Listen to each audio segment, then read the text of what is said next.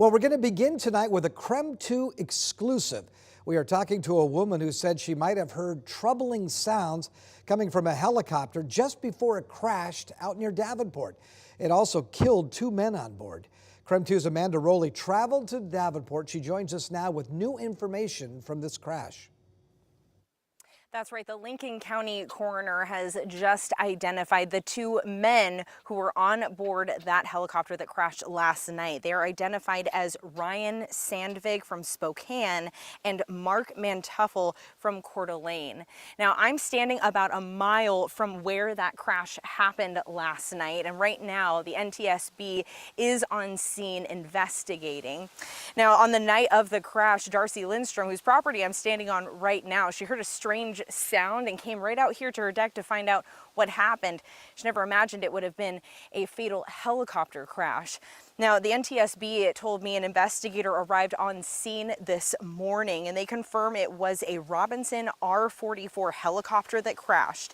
We now know it was Mantuffel and Sandvig on board. The investigator is now documenting the wreckage and crash site. Then the wreckage is going to be recovered and moved to a secure site for further evaluation. Now, the NTSB says a preliminary report is expected within 30 days of the incident.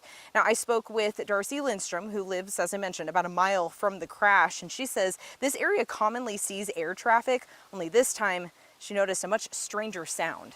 I could tell it was a helicopter, but it didn't sound like a smooth helicopter, like a whirring. It sounded like a thump, thump, thump. Something just sounded off. When I drove my car down the road and I saw that, I got chills because it was sad.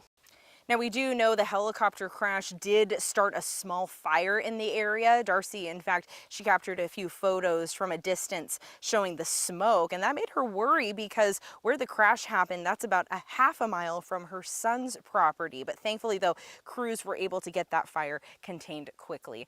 Now, throughout the day today, we have been keeping in touch with the Lincoln County Sheriff's Office, speaking with the coroner as well as NTSB and the FAA. Any updates that we receive on the crash itself and the investigation will be coming from the NTSB, and we'll keep you posted as we learn more. Amanda Rowley, KREM 2 News.